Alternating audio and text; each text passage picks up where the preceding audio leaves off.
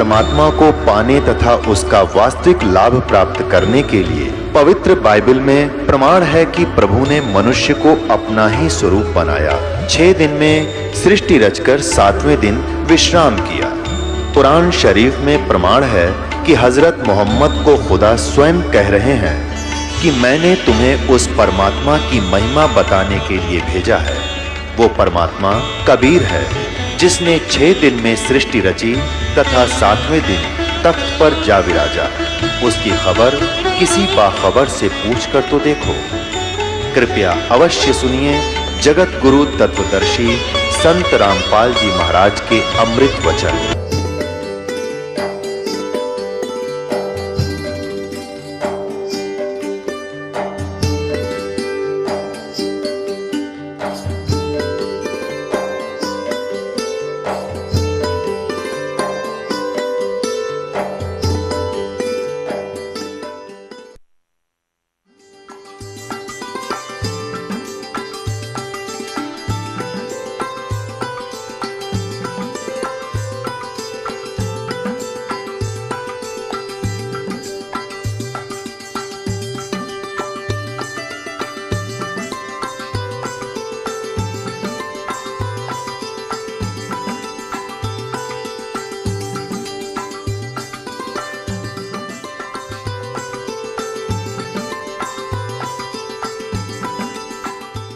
शास्त्र विरुद्ध साधना कौन सी है, शास्त्र अनुकूल कौन सी है? अभी आपको बताया कि ये जो मंत्र जाप करते हैं अन्य, जैसे गायत्री मंत्र बना रखा था, इन अज्ञानियों को ये नहीं पता ये गायत्री मंत्र है क्या। ओम, इस यजुर्वेद अध्याय नंबर 36 के मंत्र नंबर 3 के आगे ओम ला लिया, ओम लगा दिया। और इनको ये नहीं मालूम था अभी तक कि ये गायत्री मंत्र है कहाँ और कहाँ से उपलब्ध है, कहाँ से प्राप्त हुआ है। कोई कहता है ये 3 भूर्भुवः स्वः, ये दयानंद सरस्वती जो कलियुग का नकली मैं ऋषि सत्यार प्रकाश लिख कर दुनिया को भ्रमित कर गया, वेदों के का नाम लेकर और सारी वेद विरुद्ध व्याख्या इसमें भर रखी है। इसने तीसरे समोल्लास में इस गायत्री मंत्र का उल्लेख किया है और कहा कि भू भवः और स्वः ये 3 मंत्र 3 अक्षर तैतरीय आरंके से लिए हैं। और शेष के बारे में भूर्भुवः स्वः तत्सवितुर्वरेण्यं भर्गो देवस्य धीमहि धियो यो न प्रचोदयात्, इसके बारे में कुछ नहीं पता उसको, क्योंकि इसने किसी न किसी से नकल करके सत्यार प्रकाश भर दिया और कुछ अपना अज्ञान ठोक दिया। ये सारा इसके अंदर अड़ंगा ठोक गया। और ये विशेषकर भारतवर्ष में इस मंत्र का बहुत ज़्यादा जाप किया जाता है। एक कहता मैं 1 लाख जाप कर दिए, एक कह रहा था मैंने 2 लाख जाप कर दिए और भी करूँगा।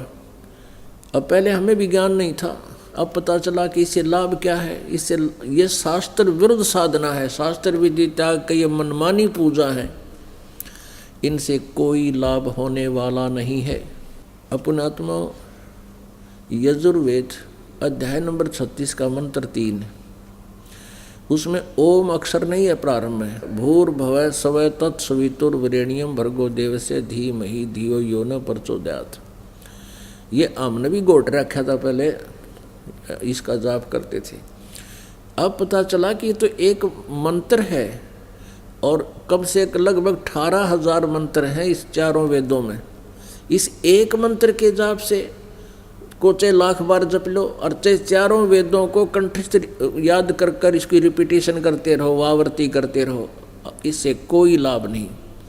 कोई लाभ का मतलब है कि मोक्ष लाभ नहीं।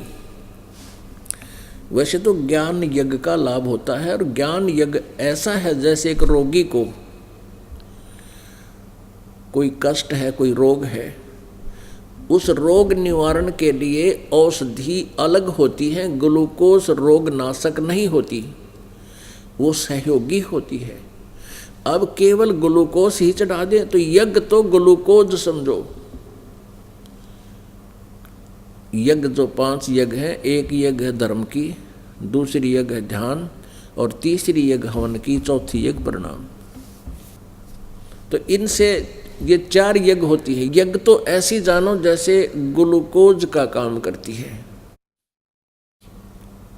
और रोगनाशक टैबलेट्स, कैप्सूल, इंजेक्शन ये अलग होते हैं। तो इस प्रकार हमने अपने जन्म और मृत्यु के रोग को समाप्त करवाना है। तो कोई तो हवन ही करके अपने आप को संतुष्ट मान लिया कि हमने बहुत आध्यात्मिक क्रियाएं कर दी, और कोई भंडारे करवा देता है, धर्म यज्ञ करता है, उसी से बहुत कुछ उपलब्धि मान ली। पुण्यात्माओं, ये सारा ही मिला के करना पड़ेगा अपन। जैसे किसी ने ते कार का एक पहिया ले लिया, एक व्हील इंक्लूडिंग टायर ट्यूब, हवा भराया, और उसको घुमाता जा रहा है, कह रहा है ये कार बन गई मेरी, हट जा कार आ रही है। और किसी ने स्टीयरिंग खोल लिया, स्पेयर पार्ट उठा रखे किसी उससे दुकान से, कोई कुछ पुर्जे ले रहा है, कोई पुर्जे लिए फिर रहा है, तो वो कार नहीं है। उन सभी पार्ट्स को मिलाकर कार बनती है। तो ऐसे ही मोक्ष मार्ग जो है, हम सभी जो साधनाएं हैं, यज्ञ भी करनी है, मंत्र जाप भी करना है, अपने दर्शन भी करने हैं, अब भंडारे भी करवाने हैं, यानी 4-5 यज्ञ भी करनी है, स्वाध्याय भी करना है। केवल कोई स्वाध्याय करने से ही मोक्ष मान लेता है। तो ये शास्त्र अनुकूल साधना ये होगी जब हम सभी क्रियाएं विधिवत करेंगे और पूर्ण संत से लेकर आजीवन मर्यादा में रहेंगे, तब हम उसका पूर्ण लाभ प्राप्त करेंगे। गायत्री मंत्र के जाप से भी कोई लाभ नहीं, कोई मोक्ष लाभ नहीं। अब ये भूर्भुवः स्वः तत्सवितुर्य मंत्र जो है, इससे परमात्मा की महिमा का ज्ञान होता है। कोई भी आप किसी भी सदग्रंथ का अध्ययन करते हो, यदि आपका कुछ दिमाग काम करता है और उसके अर्थों को थोड़ा बहुत समझ भी लेते हो, तो वो तो वैसे तो ठीक है, जैसा आप साधना पढ़ रहे हो उसको उससे ज्ञान हो जाएगा। लेकिन इन सदग्रंथों का ज्ञान भी गुरु जी से ही होता है। इन वेदों को पढ़ते हजारों वर्ष बीत गए, इन वेदों को ये समझ नहीं सके वेदों के पढ़ने वाले, क्योंकि परमेश्वर कहते हैं गुरु बिन काहू न पाया ज्ञाना, जो थोथा वो छड़े किसाना, और गुरु बिन वेद पढ़े जो प्राणी, समझे ना सार रहे अज्ञानी। तो इन सदग्रंथों के केवल स्वाध्याय करने मात्र से भी आपको कंप्लीट लाभ नहीं, कोई पूर्ण नॉलेज नहीं होगा, पूर्ण लाभ नहीं होता, पूर्ण ज्ञान नहीं होता। तो संत से ही, सतगुरु से ही वो ज्ञान यज्ञ का भी अनुष्ठान सतगुरु से करवावा। जैसे भी ये ज्ञान यज्ञ आपके सामने चल रहा है, और ये ज्ञान यज्ञ आप यानी सत्संग कहो चाहे ज्ञान यज्ञ कहो, आपने बहुत और भी सुने हैं, उनके पास वो यथार्थ ज्ञान ना होने से, सत्संग ना होने से वो ज्ञान यज्ञ सफल नहीं हुआ, विफल रहा। तो कहने का तात्पर्य यह है कि शास्त्र अनुकूल साधना फिर कौन सी है? ये तो शास्त्र विरुद्ध साधनाएं हैं जो आप जी को वर्णित की। कोई मेडिटेशन लगाता है, ये भी शास्त्र विरुद्ध साधना है। हठ योग नहीं करना, ये भी शास्त्र विधि रहित साधनाएं हैं। तो कौन सी साधना है जो शास्त्र अनुकूल है? श्रीमद् भगवत गीता अध्याय नंबर 8 के श्लोक नंबर 13 में कहा है, ओम इति एकाक्षरम ब्रह्म व्यवहारन माम अनुशमरन यह परियाति तजन देहम स याति परमाम गतिम। पुण्यात्माओं, स्पष्ट कर दिया। गीता ज्ञान दाता श्री कृष्ण में प्रवेश करके बोल रहा है ये ब्रह्म, और कह रहा है कि मुझ ब्रह्म का केवल एक ओम अक्षर है, नथिंग एल्स, और कुछ भी नहीं। इसको छोड़कर यदि कोई अन्य मंत्र जाप करता है और ब्रह्म का साधक कहलाता है, वो शास्त्र विरुद्ध साधना कर रहा है। और जिसके विषय में अब श्रीमद् भगवत गीता में केवल एक ओम नाम है ब्रह्म साधना का। इसके अतिरिक्त हम कोई भी मंत्र जाप करते हैं तो व्यर्थ है वो। और हम गीता पढ़ा करते, नाम जपते, हरे राम राधे श्याम सीताराम, सीताराम राधे श्याम, ये कोई मंत्र है? ये किसी भी सदग्रंथ में प्रमाण नहीं इनका कि ये जाप करने चाहिए। तो ये इस प्रकार हमारा मानुष जीवन व्यर्थ हो रहा था। यदि विष्णु जी का कोई पुजारी है और ओम नमो भागवते वासुदेवाय ये मंत्र जाप करता है, व्यर्थ है। विष्णु जी का यथार्थ मंत्र है, वो ये दास आपको देता है, उससे लाभ होगा। इसको छोड़कर कोई और मंत्र जाप करता वो शास्त्र विरुद्ध है। ब्रह्मा जी का भी मंत्र है। अब ये मंत्र जो हैं ये इनकी पूजा के नहीं हैं। ब्रह्मा विष्णु महेश और गणेश दुर्गा जी के जो मंत्र आपको दिए जाते हैं ये पूजा के नहीं हैं। पूजा का अर्थ और होता है। पूजा तो हम केवल अपने कबीर परमेश्वर ही की करेंगे। और बाकी ये आदरणीय देव हैं। जैसे एक पतिव्रता पत्नी अपने परिवार में रहती है और वो सबका आदर करती है, देवर का, जेठ का, देवरानी और जेठानी का, सास और ससुर का, आने वाले आगंतुक का, अतिथि का, रिश्तेदारों का, सबका सत्कार करती है और बहुत ही प्यार से बोलती है। वो तो है सत्कार, एक शिष्टाचार। और पूजा वो केवल अपने पति की ही करती है। तो जब वो अपने परिवार से जब अलग होते हैं तो अपने पति के साथ चुपचाप चली जाती है, पीछे झांक कर भी नहीं देखती। और सब सामान जो हिस्से में आता सबको उठाकर और सीने के लगाकर अपने पति के पास पहुंच जाती है। और भले ही वो, क्योंकि एक अच्छे माहौल बनाने के लिए अपने परिवार में रहने वाला बच्चा जो पतिव्रता लड़की होती है वो सबसे प्यार से रहती है, झगड़ा करती है, कोई और दूसरे प्रकार की क्रियाएं करती है तो पतिव्रता होते हुए भी वह पतिव्रता नहीं होती। तो इस प्रकार हम यहाँ हमारे ये ब्रह्मा विष्णु महेश दुर्गा और गणेश आदि जो हैं ये हमारा एक परिवार है। लेकिन हम इनकी पूजा नहीं कर सकते क्योंकि हमारा पति परमेश्वर कबीर देव है, वो हमारा स्वामी है। और हम इस परिवार में रहना है, इनसे ऐसे हमें सत्कार से रहना है, इनका आदर से नाम लेना है, जपना है, कहना है, बोलना है। इनसे जो लाभ हमने लेना है वो अलग वस्तु है। लेकिन जब हम यहाँ से चलेंगे अपने लोक में, हमारा इनसे कोई लिंक नहीं रहेगा, हम अपने मालिक के साथ चले जाएंगे। तो ये जो जाप हैं इनके, ये वो मंत्र हैं जो ये हमें लाभ तुरंत देंगे, इसका इनके वश की बात नहीं। अब जैसे एक उदाहरण होता है, कुत्ता है, उसको हम कुत्ता कुत्ता करते रहें कभी नहीं देखता। और उसका एक कोड वर्ड होता है, हमारे यहाँ हरियाणा में उसको बोलते हैं तो न्यों करते ही न्यों देखेगा एकदम, और भाग्या होगा चाहे कुछ भी ना हो, उसको कुछ ना मिले तो वो अट्रैक्ट होता है, वो उस भाषा को, उसके बस की बात नहीं, वो एकदम प्रभावित होता है।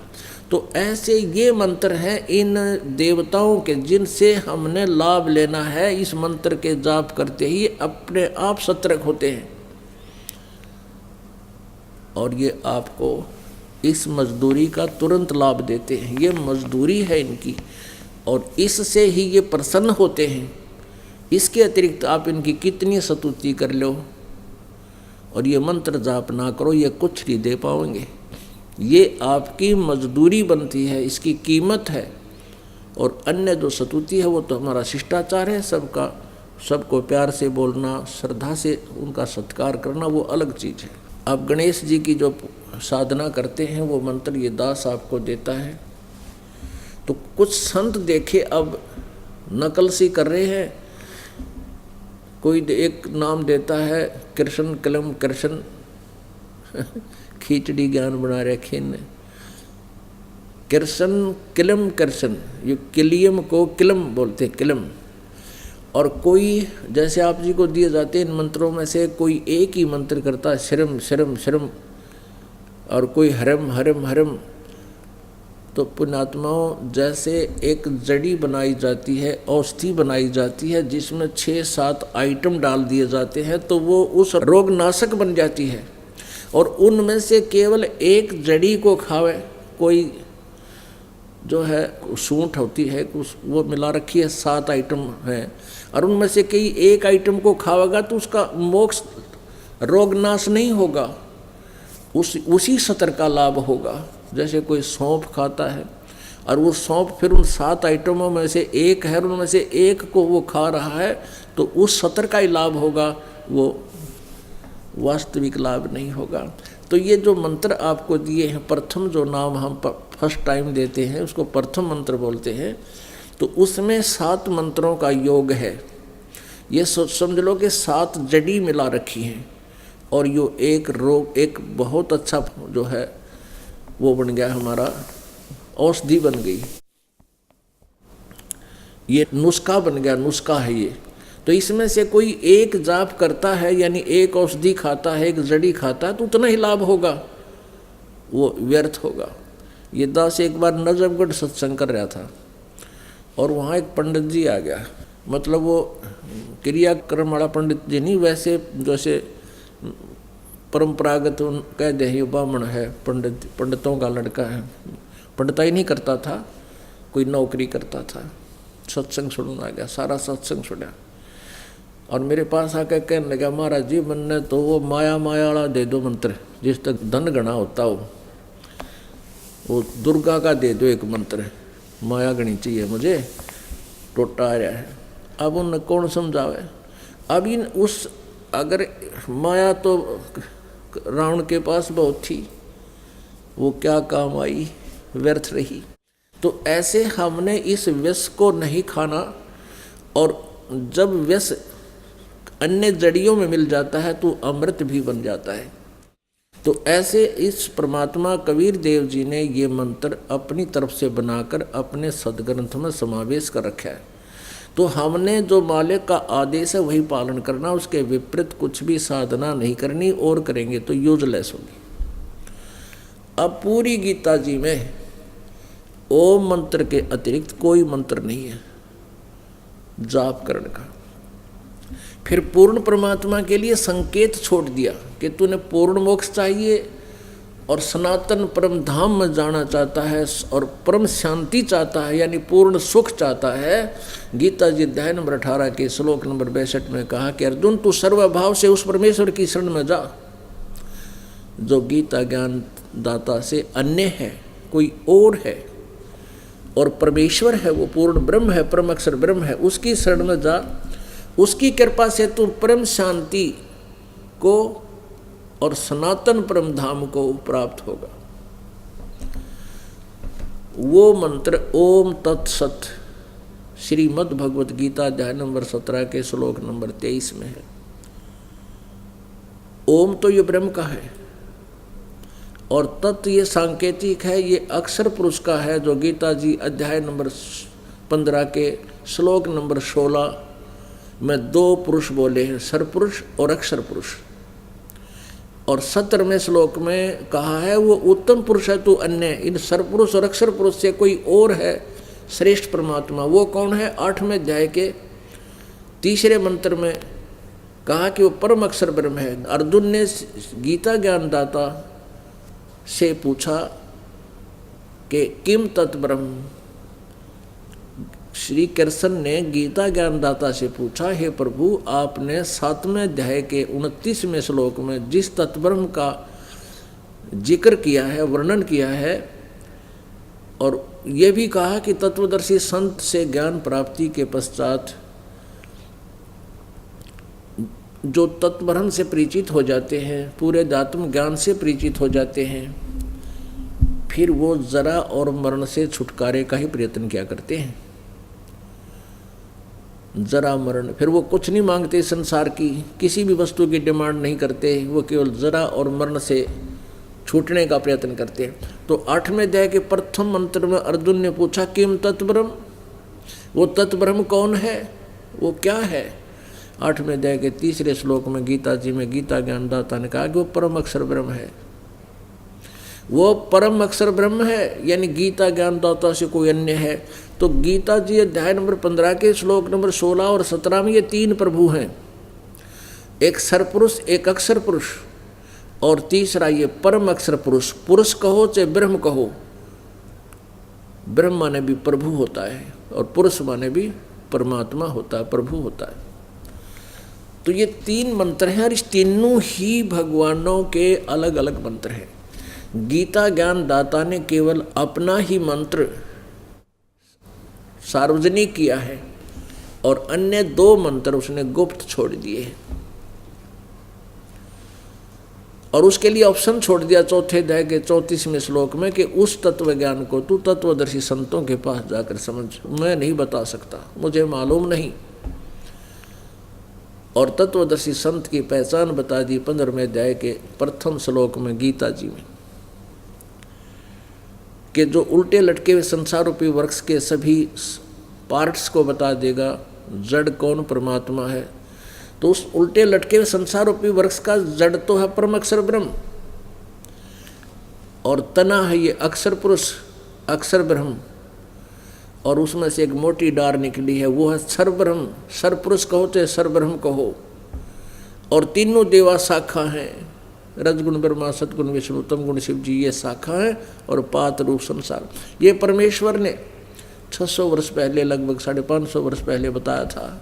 अक्षर पुरुष एक पेड़ है, निरंजनवा की डार और तीनों देवा शाखा हैं, ये पात रूप संसार। अपने आत्मा पूर्ण परमात्मा ने 550 वर्ष पहले अपनी अमृतवाणी में ये अमृत ज्ञान पहले ही वर्णित कर रखा है, लिपिबद्ध करवा रखा है, बोल रखा है, जो आज हमारे सदग्रंथ इसका समर्थन कर रहे हैं। और उस समय के इन नकली गुरु ब्राह्मणों ने, महर्षि, नकली महर्षियों ने परमेश्वर के इस ज्ञान को ऊपर नहीं आने दिया, ये कह करके हमसे दूर कर दिया कि कबीर अशिक्षित है, ये तत्व ज्ञान से परिचित नहीं है, सदग्रंथों को नहीं जानता है, ये झूठ बोलता है, इसकी बातों में मत आना। और आज वही सदग्रंथ परमात्मा के 550 वर्ष पहले लिपिबद्ध किए गए ज्ञान का समर्थन कर रहे हैं। तो पुण्यात्माओं, हम गीता जी पढ़ा करते थे और शास्त्र विदिता का मनमाना आचरण किया करते थे। ये काल का जाल है, ये काल के दूत, ये नकली संत और गुरु, ये मानव समाज के शत्रु हैं। पुण्यात्माओं, वो गुरु पद पर जो बैठा है और उसको ये पता लग जाता है कि हम साधना गलत कर रहे हैं और करा रहे हैं, यदि वो नेक आत्मा है और अपने शिष्यों का शुभ चिंतक है, तो उसी दिन उसने सरेंडर कर देना चाहिए कि अभी मैं तत्व ज्ञान से परिचित नहीं हूँ, और सरेआम डिक्लेयर कर देना चाहिए, तो उसकी जान बच जाएगी। नीति याद वह दुर्गति होगी उस प्राणी की। परमात्मा ने लिखा कि 22 लाख ऐसे ऐसे नकली गुरु वहाँ नरक में डाल रखे। और जब परमेश्वर वहाँ गए, जो पहले यहाँ विरोध करते थे, और जब परमेश्वर उसी रूप में उस नरक में सैर सपट्टे को गए, जैसे जेल के अंदर बड़ा अधिकारी जाता है कभी, तो फिर वो कोठड़ियों में से, श्रियों में से हाथ जोड़ कर कहे, हे महाराज हमने बचा दो, हे महाराज हमारी रक्षा करो। परमात्मा फिर बताते हैं कि तुम क्या बकवास किया करते थे, मेरा विरोध करते थे, तुमने बहुत बड़ा जुल्म किया, उन भोली आत्माओं को मिसगाइड किया, तुमने सत्मार्ग को ग्रहण नहीं करने दिया। अब वो कहते हैं हमसे गलती बन गई भगवान, हमें गलती बन गई। अब तो गलती आप पे महसूस हो रही जब तुम जेल में पड़े हो, बिरान माटी हो रही, नरक में डाले गए हो। ये गलती उस समय मानते जब यथार्थ ज्ञान में सामने प्रस्तुत कर रहा था, तुम विरोध कर रहे थे जानबूझकर, तुम्हें पता था कि तुम गलती कर रहे हो। तो वो कहते हाँ जी हमें पता था, लेकिन हम मानवश स्वीकार नहीं कर पाए, हमारे शिष्य क्या कहेंगे। हम इस चीज़ से बहुत ज़्यादा प्रभावित रहे और हमने जानबूझकर भी आपका विरोध किया। फिर भोगो अपना दंड। तो पुण्यात्माओं, ये बालकों का खेल नहीं है। मनुष्य जीवन का मिलना, परमात्मा कहते हैं मानुष जन्म दुर्लभ है, ये मिला न बारंबार। और एक बार ये अपने हाथ से छूट गया तो ऐसा होगा जैसे तरवर से पत्ता टूट गिरा, बोर नहीं लगता डार। एक श्वास की कीमत, ओए होए, एक श्वास की कीमत कितनी है परमात्मा बताते हैं। ये सत मंत्र की, सतनाम पालड़ रंगोरी हो, 14 लोग चढ़ावे राम रंगोरी हो, 3 लोग पासंग धरे रंगोरी हो, तो ना तुलाया तुलाया राम रंगोरी हो। और आप जी के कितने श्वास व्यर्थ हो रही हैं। इन मंत्रों के अतिरिक्त, जैसा आप जी को सारे क्लियर कर दिए तकरीबन हिंट्स दे देकर, प्रथम मंत्र जो आपको दिया जाता है वो मंत्र, दूसरा मंत्र सतनाम है जिसमें 2 अक्षर हैं, एक ओम है, दूसरा ये तत् है, तत् सांकेतिक है, और ये सतनाम है। फिर जिसमें आपके सतनाम की कमाई अत्यधिक हो जाएगी, यानी पर्याप्त हो जाएगी, उसके बाद फिर आपको सारनाम दिया जाएगा। सारनाम के लिए आप जी उतावले बहुत हो जाते हो, और होना भी चाहिए, लेकिन उसकी विधि है कि दास जब आपको योग्य समझेगा तब सारनाम दिया जाएगा। आप अपना प्रयत्न जारी रखिए, भक्ति करते रहिए और आशा रखिए, जितनी बार भी आपसे प्रार्थना की जाए कि सतनाम उस दिन दिया जाएगा, आप सहर्ष आइए और समय आने पर ही आपको मिलेगा। अब जैसे परमात्मा पाने के लिए, जैसे पृथ्वी के नीचे जल है, जल प्राप्ति का एक प्रोसीजर है, उस जल को पाने की एक विधि है। जैसे हैंडपंप लगाना पड़ेगा, तो हैंडपंप लगाने के लिए क्या प्रोसीजर है कि एक बोकी मारी जाती है, वह बोकी मिट्टी खोदती है, बाहर पटक देते हैं, फिर मिट्टी खोदती है, बाहर डालते रहते हैं, और साथ में पाइप भी नीचे डालते रहते हैं, पाइप यानी पाइप भी लोअरिंग करते रहते हैं। तो वो सतनाम का काम तो ये समझ लो कि बोकी लग रही है, पाइप नीचे जा रही है, बोकी लगा रहे हो, पाइप नीचे जा रही है।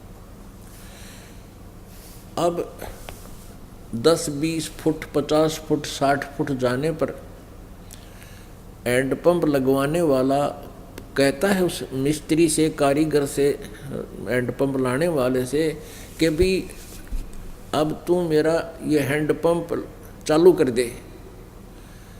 तो वो मिस्त्री कहेगा जी अभी चालू नहीं हो सकता, क्योंकि अभी इसमें और खुदाई करनी पड़ेगी, और बोकी मारनी पड़ेगी, और लगवाओ। और जिस समय वो पाइप पानी पर पहुंच जाएगी, जल पर पहुंच जाएगी, तो उसके बाद उसके ऊपर एक मशीन लगाई जाती है, मशीन जिसको हैंडल होता है, उसको हैंड पंप बोलते हैं।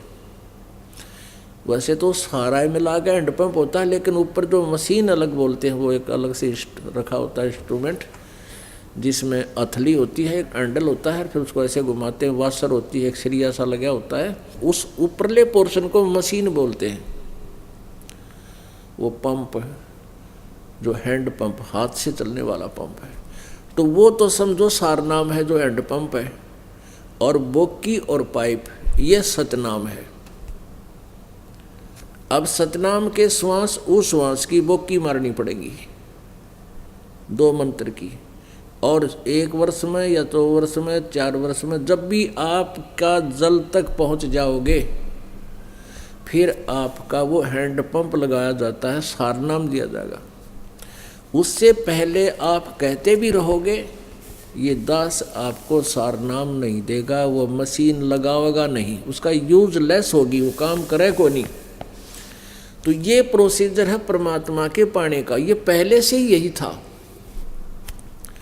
जब से परमेश्वर बहुत बार आए हैं, प्रत्येक युग में अपने इस ज्ञान का वो प्रचार करते हैं, कुछ एक पुण्यात्मा इसको ग्रहण करती हैं, ज़्यादातर ये मनु जैसे भी सतयुग में परमात्मा के ज्ञान का विरोध किया करते थे। और उन मनु और ने कैखा का भी ज्ञान को नहीं, वेदों का। अपनात्मा प्रसंग एक टॉपिक आया था सत्संग में कि 3 लोक और भवन चतुर्दश कोई नहीं सत्संगी। ओए होए, ब्रह्मा विष्णु महेश और दुर्गा और सतयुग के ब्राह्मण ऋषि महर्षि देवता, इन किसी को भी वेद ज्ञान नहीं था।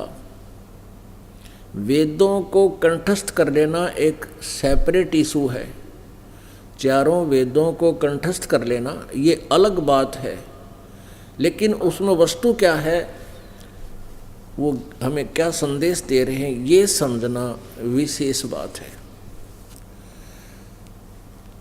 आविष्कार भगवान ने चारों वेद दे दिए, ब्रह्मा को दिए, और ब्रह्मा जी ने फिर आगे अपने वंशजों को पढ़ाए, ब्राह्मणों को। और ब्राह्मणों ने जैसा ज्ञान ब्रह्मा जी से ग्रहण किया वेदों के अंदर, वेदों में से, क्योंकि ब्रह्मा ने जो उनको ज्ञान सुनाया उसी ज्ञान को उन्होंने अन्य जनता में, क्योंकि ब्राह्मण वर्ग की एक विशेष यही ड्यूटी थी। 4 वर्ण जब बने, ब्राह्मणों का काम था शिक्षा ग्रहण करना और सद्ग्रंथों का विवेचन करना, अध्ययन करना, फिर उनका निष्कर्ष फिर जनता को समझाना, जगह जगह सत्संग करके बताना। और गीता जी में लिखा है कि विद्वानों से अशिक्षित अविद्वान भी मोक्ष प्राप्त कर सकते हैं। वो कैसे कर सकते हैं कि विद्वानों से सुने हुए वचनों को आधार बनाकर साधना करें। तो इस आदेशानुसार उन ब्राह्मणों से, ऋषियों से जो ज्ञान जनता को मिला उसको फाइनल मान लिया। किस आधार पे कि ये संस्कृत भाषा बोलते हैं, संस्कृत भाषा पढ़े हैं और सद्ग्रंथ भी संस्कृत में ही हैं।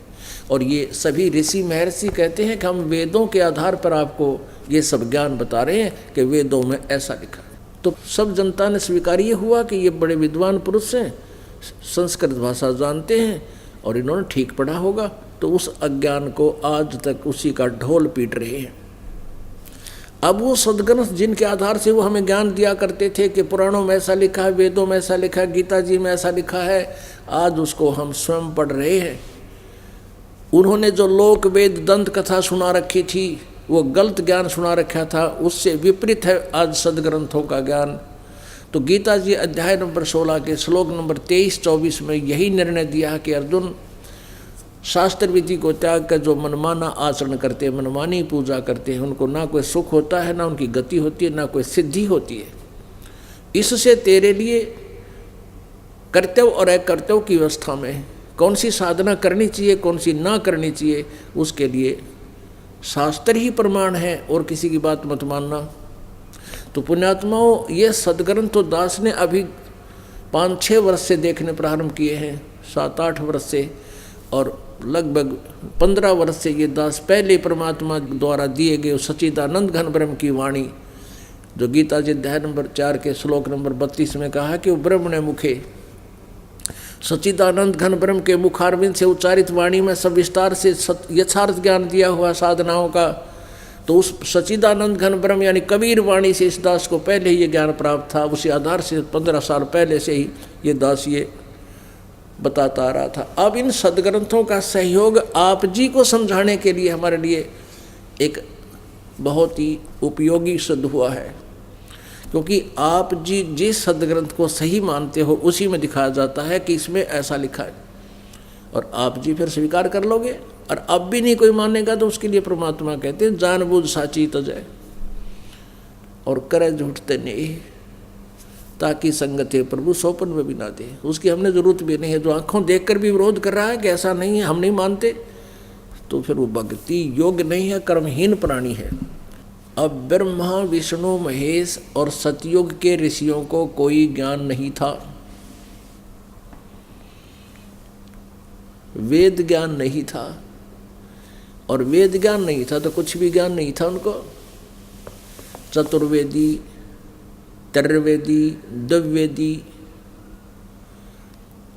ये ब्राह्मण लोग कितने माइंडेड आदमी हुआ करते थे, कितना प्रयत्न किया करते थे, चारों वेदों को कंठस्थ कर लिया करते थे।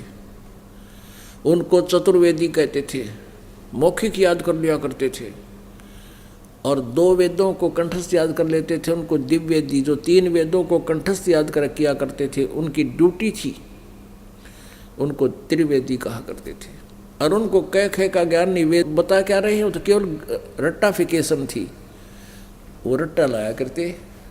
अब आपको थोड़ा सा एक कंसेप्ट क्लियर करते हैं कि ब्रह्मा विष्णु महेश को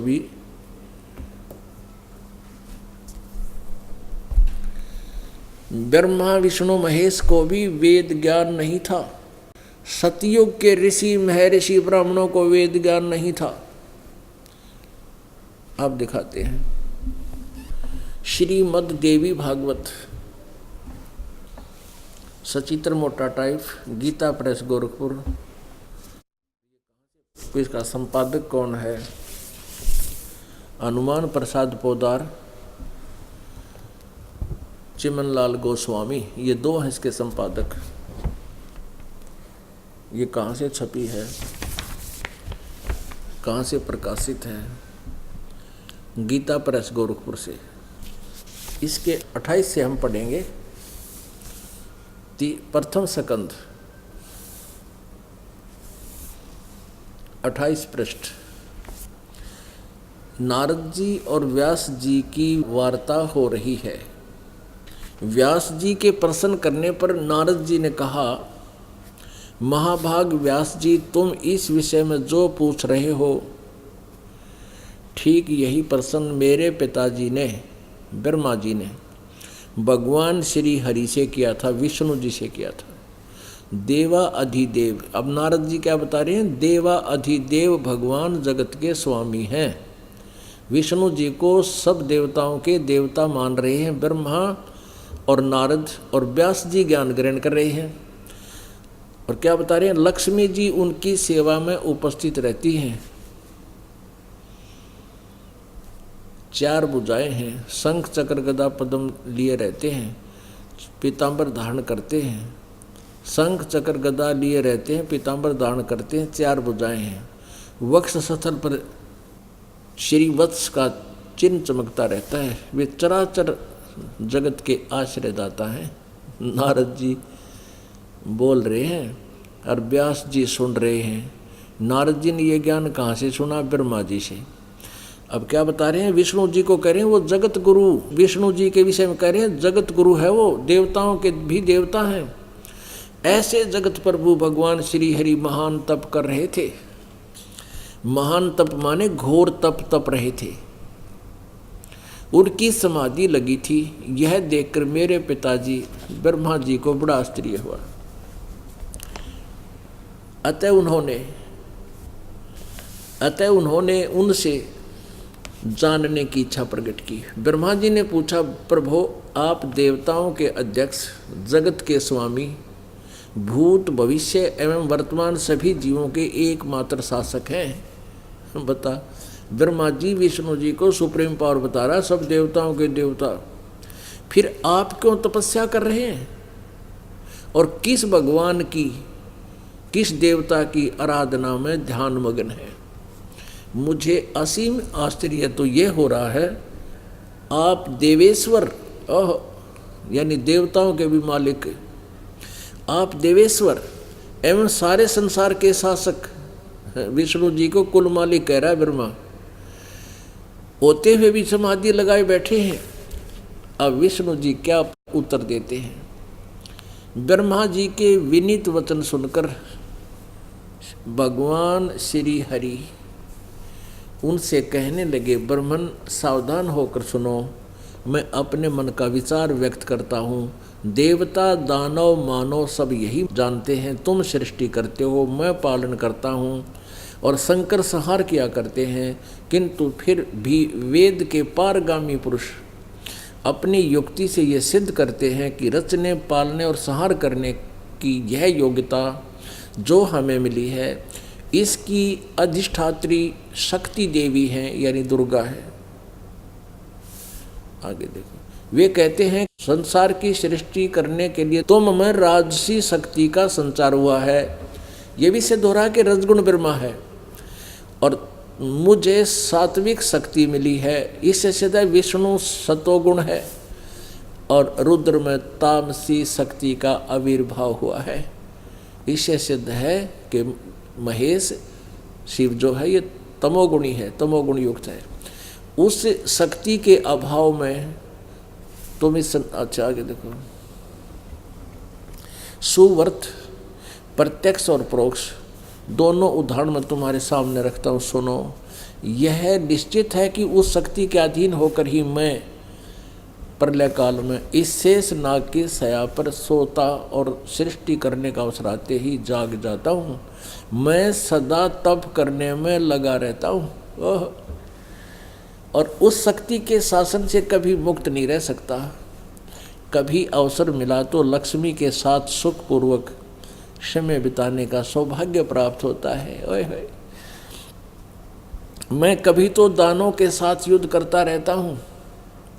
अखिल जगत के भय पहुँचाने वाले दैत्यों के विकराल शरीरों को शांत करना मेरा परम कर्तव्य हो जाता है। और यहाँ रिकॉर्ड तोड़ दिया विष्णु जी ने अपने ज्ञान में। मुझे सब प्रकार से शक्ति के अधीन होकर रहना पड़ता है। उन्हीं भगवती शक्ति का मैं निरंतर ध्यान किया करता हूँ। ब्रह्मा जी मेरे स्पिरिचुअल नॉलेज में, आध्यात्मिक जानकारी में, मेरी जानकारी में इन भगवती शक्ति से यानी दुर्गा से बढ़कर कोई भगवान नहीं, इससे ऊपर कोई परमात्मा नहीं, इससे बढ़कर कोई देवता नहीं। पुण्यात्माओं, ये तो स्पष्ट हुआ। भगवान विष्णु स्वयं स्वीकार कर रहे हैं कि मैं महादुखी, मैं सदा तप करने में, घोर तप करने में लगा रहता हूँ।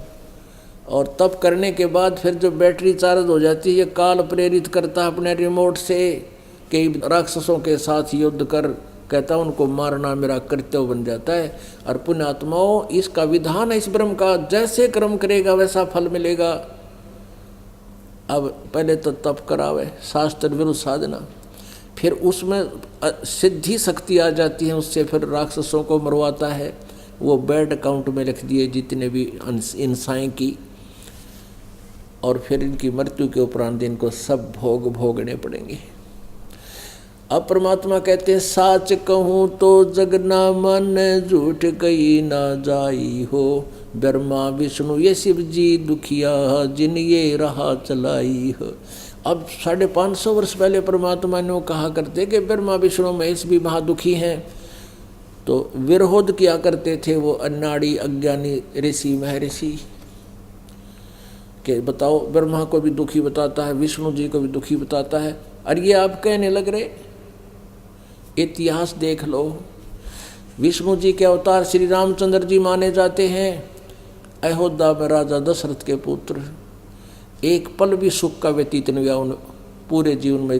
नज़र दौड़ा कर देख लो, छोटी आयु में ही उनका विवाह हो गया, विवाह होते ही उनका वनवास हो गया। वनवास से सीता उठा ली गई, 12 वर्ष तक वनवास भोगा, फिर सीता रावण की कैद में, फिर युद्ध हुआ, करोड़ों आदमी मर गए। और फिर सीता जी की परीक्षा करके अग्नि में बैठा दी कि अगर तू जल गई तो कलंकित है और नहीं जली तो तू पाक पवित्र है। ये परीक्षा की हजारों व्यक्तियों के सामने श्री राम ने और विष्णु जी ने सीता जी को घर ले आए पाक पवित्र जान के, और एक धोबी के कहने मात्र से फिर उनको घर से निकाल दिया कि तू अपवित्र है। अब वो खुद राजा और परिवार पता नहीं कहाँ जंगल में, पुण्यात्माओं जिसके बेटे और पत्नी कहीं और हों, ना जाने वो किस हालात में है। क्या वो व्यक्ति सुखी हो सकता है? केवल लोक लाज में वो बैठा रहा और आजीवन कष्ट पा करके वो अंत में भी पुत्र और पत्नी के वियोग में, कहते हैं सरयू नदी के अंदर जल समाधि लेनी पड़ी श्री विष्णु भगवान उर्फ श्री रामचंद्र जी ने। श्री कृष्ण जी का जीवन देख लो, जन्म से ही जेल में जन्म हुआ, मामा शत्रु बन गया, कभी जरा सिंह से युद्ध, कभी चाणोर से, कभी किसी से, पता नहीं कितने सारा जीवन व्यर्थ रहा, ऐसे झगड़ों में बीता। और अंत में श्री कृष्ण जी के सामने पूरा यादव कुल आपस में लड़कर मर गया और स्वयं श्री कृष्ण जी के पैर में विषाक्त तीर लगने से उनकी मृत्यु हुई। तो यहाँ से ये 3-4 बातें कति क्लियर होगी कि ना ब्रह्मा न ज्ञान वो विष्णु को सर्वेश्वर बतावे, ना विष्णु जी को ज्ञान वो दुर्गा को सुप्रीम पावर सबसे बड़े भगवान बतावे। अब दुर्गा क्या कहती है? अब विष्णु भगवान तो कहते हैं कि मेरी जानकारी में दुर्गा से ऊपर कोई शक्ति नहीं, कोई मालिक नहीं, कोई भगवान नहीं। और दुर्गा कहती है कि राजा हिमालय को उपदेश करते हुए कहती है कि राजन मेरी पूजा भी मत करो, यह भी मोक्षदायक नहीं है, तुम केवल एक ब्रह्म की पूजा करो, उसका ओम नाम है, वो ब्रह्म लोक में रहता है, नथिंग एल्स। अपने आत्मा परमात्मा का ये वाक्य, ये अमृतवाणी, 3 लोक और भवन चतुर्दश कोई नहीं सत्संगी। 3 लोक और 14 भवन में कहता कोई भी सत्संगी नहीं है, कोई भी यथार्थ ज्ञान से परिचित नहीं है। इस वाणी को सिद्ध करने के लिए ये ढेर सारे प्रमाण आपके समक्ष प्रस्तुत किए जा रहे हैं, और तभी ये अज्ञान रूप अंधकार आपके हृदय से दूर होगा, और इसका कोई विकल्प नहीं। अब बूढ़ी आत्मा जो उन नकली संतों की दंत कथा सुन रहे हैं, वो कहते हैं वो भी कोई संत है जो किताब दिखावे। संत तो धारावाहिक वचन कराया करें, इन धारावाहिक का नाश कर रखा, सारा बैठा दिया। अरे थोड़े से दिन में देख लेना, यदि ये ग्रंथ दास को आवश्यकता ना हो आपको दिखाने की, तो मुझे क्या जरूरत है? मुझे तो कंठस्थ मालिक की दया से दया हो रही है परमात्मा की। इन सदग्रंथों से पहले ये ज्ञान था जो आज इन सदग्रंथों में आपको दिखा रहे हैं। इन सदग्रंथों से नहीं ग्रहण किया था वो ज्ञान, वो सूक्ष्म वेद से ग्रहण किया था, वो प्रिय सच्चिदानंद घन ब्रह्म की वाणी से प्राप्त था। तो आपको इसलिए ये सदग्रंथ दिखाने पड़ रहे हैं ताकि आप जी इस दास के वचनों पर विश्वास कर सकें कि जो कह रहे हैं वो सारी साची है, और तभी आपका हृदय परमात्मा के अंदर अटूट श्रद्धा से लगेगा। फिर आपको कोई डगमग नहीं कर सकता, नहीं तो ये काल के दूत तो आपको कहीं ना कहीं गड़बड़ कर जाएंगे यदि आपको स्वयं ज्ञान ना होगा। तो अब दुर्गा क्या कहती है? वैसे तो मैंने वर्बली बता दी कि इसमें 2 बात है। दुर्गा कहती है हिमालय को कि मेरी पूजा भी छोड़, उस ब्रह्म की पूजा कर, ब्रह्म की पूजा कर, उसका ओम नाम है। अब ये गुण तो गाते हैं पूर्ण परमात्मा के, क्योंकि वेदों में ऐसा ही है, उस तत्व ब्रह्म के बारे में बताते हैं और साधना बताते हैं ओम इस ब्रह्म की। तो ये कह रही है कि उस ब्रह्म का क्या स्वरूप है ये बताती हूँ, वो ऐसे है वैसे है। और फिर कहती है उसका ओम मंत्र है, और ओम मंत्र का जाप कर और सब बातें छोड़ दे, यानी अपने सतर की भी कहती है मेरी भी पूजा मत करना, और जिससे तू उस परमात्मा को प्राप्त होगा वो ब्रह्मलोक में रहता है। अब गीता जी अध्याय नंबर 8 के श्लोक नंबर 16 में कहा कि ब्रह्मलोक पर्यंत भी सभी जन्म मृत्यु में है, पुनरावृत्ति के अंदर है। अब दास ने जो वर्बली बोला है इसको प्रमाणित करने के लिए इसमें दिखाना पड़ेगा, नहीं तो इस वर्बली को कोई नहीं मानेगा, और इसमें देखने के बाद पुण्यात्मा अवश्य मान जाते हैं। अब देखिएगा ये 7वां स्कंद 562 पृष्ठ पे, और ये संक्षिप्त देवी भागवत। देवी के द्वारा हिमालय को ज्ञानो उपदेश और ब्रह्म स्वरूप का वर्णन।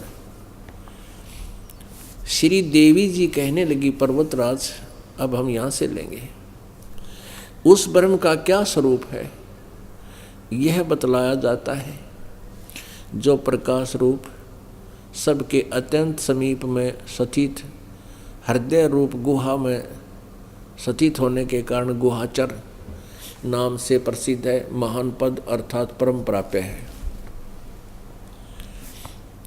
वह समस्त प्रजा के ज्ञान से परे है, किसी की बुद्धि में आने वाला नहीं है, यह तुम जानो। जो परम प्रकाश रूप है, जो सूक्ष्म से भी अत्यंत सूक्ष्म है, जिसमें संपूर्ण लोक और उन लोकों में निवास करने वाले प्राणी स्थित हैं, वही यह अक्षर ब्रह्म है। अब देखो दुर्गा को कितना ज्ञान है। ब्रह्म को अक्षर पुरुष बोल रही है, अक्षर पुरुष, पुरुष को होते ब्रह्म को अक्षर ब्रह्म, और वही सबके प्राण है, वही सबकी वाणी है, और वही सबके मन है। वह परम सत्य और अमृत अविनाशी तत्व है। सौम्य, उस वेद ने योग लक्ष्य का तुम वेदन करो, मन लगाकर उसमें तन में हो जाओ। सौम्य, उपनिषद में कथित महान अस्त्र रूप धनुष लेकर उस पर उपासना द्वारा तीक्ष्ण किया हुआ बाण संधान करो, और फिर भावानुगत चित्त के द्वारा उस बाण को खींचकर उस अक्षर रूप ब्रह्म को ही लक्ष्य बनाकर वेधन करो, अक्षर रूप ब्रह्म को ही। और मंत्र बता रही है फिर, ओम धनुष है प्रणव, ओम धनुष है, जीवात्मा बाण है, ब्रह्म को उसका लक्ष्य कहा जाता है। यानी जीवात्मा, जीव जो है ओम का जाप करे, ब्रह्म प्राप्ति उद्देश्य हो, उस एकमात्र परमात्मा को ही जाने, दूसरी सब बातों को छोड़ दे। यानी कोई साधना नहीं करनी, मेरी भी नहीं करनी, सब छोड़ दे, इससे ये सिद्ध है। उस एकमात्र परमात्मा को ही जाने, दूसरी सब बातों को छोड़ दे, यही अमृत रूप परमात्मा के पास पहुंचाने वाला पुल है। संसार समुद्र से पार होकर अमृत स्वरूप परमात्मा को प्राप्त कराने का यही सुलभ साधन है। इस परमात्मा का ये देखो, उस हृदय में विविध रूप में प्रकट होने वाला परब्रह्म संचरण करता है, अंतर्यामी रूप से वर्तमान है। यहाँ परब्रह्म कह रहे हैं, किता अक्षर ब्रह्म कह रहे हैं, फिर ब्रह्म की साधना बता रही है। ये देखो, ओम ओम ओम का नाम जप है और ब्रह्म उद्देश्य हो। अब है किसी को ज्ञान दुर्गा के, कभी अक्षर ब्रह्म कह रही है, कभी उसको ब्रह्म कह रही है, कभी फिर परब्रह्म लिख रही है। और यहाँ परब्रह्म बता रही है कि सबके हृदय में परब्रह्म बैठा है। इस आत्मा का ओम के जप के साथ ध्यान करो, इससे अज्ञान में अंधकार से सर्वथा परे संसार समुद्र से पार जो ब्रह्म है उसको पा जाओगे। यहाँ परब्रह्म, यहाँ अक्षर ब्रह्म, और यहाँ फिर ब्रह्म को पा जाओगे। ओम नाम जपो, पुण्यात्मा अपने आप पता लग जाएगा अपने कौन कितने पानी में है। और क्या बताया फिर ये 563 पृष्ठ पे, वह सबका आत्मा ब्रह्म, ब्रह्म लोक रूप दिव्य आकाश में स्थित है। कहते हैं वो ब्रह्म लोक में रहता है। पुण्यात्माओं, ये ब्रह्म ब्रह्मा विष्णु महेश का पिता है, और यही काल है, काल रूपी ब्रह्म भी यही है। अब यहाँ थोड़ा सा कंसेप्ट और क्लियर करना पड़ेगा। ये शिव पुराण में दिखाते हैं कि ब्रह्मा विष्णु और ये शिव इस काल के पुत्र हैं। देखिएगा, शिव पुराण गीता प्रेस गोरखपुर से प्रकाशित है।